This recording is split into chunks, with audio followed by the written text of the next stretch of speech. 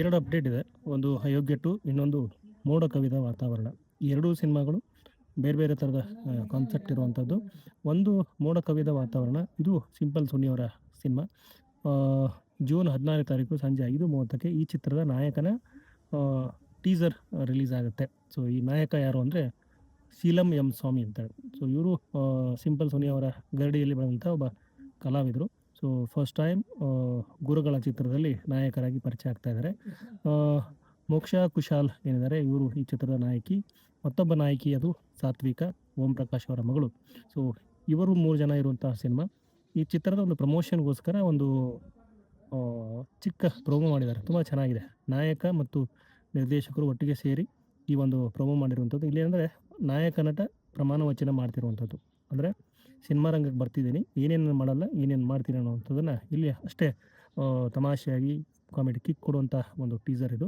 ಇದರ ಜೊತೆಗೆ ಸಿನಿಮಾದ ರಿಲೀಸ್ ಡೇಟ್ ಏನಿದೆ ಜೂನ್ 26ನೇ ತಾರೀಕು ಬರ್ತಾ ಇದ್ದೀವಿ ಅನ್ನೋದು ಕೂಡ ಈ ಒಂದು ವಿಡಿಯೋದಲ್ಲಿ ಇರುವಂಥದ್ದು. ಇದು ಈ ಸಿನಿಮಾಗೆ ಸಂಬಂಧಪಟ್ಟಂಗೆ ಇಷ್ಟು ಮಾಹಿತಿ. ಇನ್ನೊಂದು ಸಿನಿಮಾ ಯಾವುದಪ್ಪ ಅಂದರೆ ಈಗಾಗಲೇ ಹೇಳಿದಂತೆ ಅಯೋಗ್ಯ 2. ಅಯೋಗ್ಯ 1 ಏನಿದೆ ಅದು ಬಂದು ಸೂಪರ್ ಡೂಪರ್ ಹಿಟ್ ಆಗಿತ್ತು. ಮಹೇಶ್ ಕುಮಾರ್ ಅವರ ಮೊದಲ ನಿರ್ದೇಶನದ ಚಿತ್ರ. ಸುಮಾರು ಜನಕ್ಕೆ ಹಾಗೆಯೇ ಸಿನಿ ಪ್ರೇಮಿಗಳಿಗೆ ಈ ಚಿತ್ರ ಇಷ್ಟ ಆಯಿತು. ಏನಮ್ಮಿ ಅನ್ನುವಂಥ ಹಾಡಂತೂ ಸೂಪರ್ ಡೂಪರ್ ಹಿಟ್ ಆಗಿರುವಂಥದ್ದು. ಅರ್ಜುನ್ ಜನ್ಯ ಅವರ ಸಂಗೀತದಲ್ಲಿ ಬಂದಂಥ ಈ ಹಾಡು ತುಂಬ ಚೆನ್ನಾಗಿತ್ತು. ಈಗಲೂ ಈ ಹಾಡನ್ನು ಗುನುಗುವಂಥ ಜನ ಇದ್ದಾರೆ. ಸೊ ಈಗ ಅದೇ ಥರದ ಮುದ್ದು ಲಕ್ಷ್ಮಿ ಅನ್ನುವಂಥದ್ದು ಮತ್ತೊಂದು ಹಾಡು, ಅದು ಈ ಅಯೋಗ್ಯ 2 ಚಿತ್ರದಲ್ಲಿ ಇರುವಂಥದ್ದು. ಸೊ ಇದು ಜೂನ್ 20ನೇ ತಾರೀಕು ಮಧ್ಯಾಹ್ನ 12:12ಕ್ಕೆ ರಿಲೀಸ್ ಆಗುತ್ತೆ. ಸೊ ಇದು ಈ ಸಿನಿಮಾಗೆ ಸಂಬಂಧಪಟ್ಟಂಗೆ ಮಾಹಿತಿ. ಈ ಸಿನಿಮಾ ಮಳೆಗಾಲದ ಹೊತ್ತಿಗೆ ರಿಲೀಸ್ ಆಗುತ್ತೆ. ದೊಡ್ಡ ಪ್ರಮಾಣದ ಸಿನಿಮಾ. ಸೊ ಅಯೋಗ್ಯ 1ನಲ್ಲಿ ಏನಿತ್ತು ಕತೆ, ಅದೇ ಕಥೆನೇ ಇಲ್ಲಿ ಮುಂದುವರೆದಿರುವಂಥದ್ದು. ಅದೇ ಪಾತ್ರಗಳು, ಸೊ ಅದೇ ನಿರ್ದೇಶಕರು ರಚಿತಾರಾಮ್ ಇಲ್ಲೂ ಇರುವಂಥದ್ದು. ಸೊ ಇವರ ಈ ಒಂದು ಸಿನಿಮಾ ಒಂದು ನಿರೀಕ್ಷೆ ಹುಟ್ಟಾಕಿರುವಂಥದ್ದು. ಮಹೇಶ್ ಅವರ 3ನೇ ಸಿನಿಮಾ.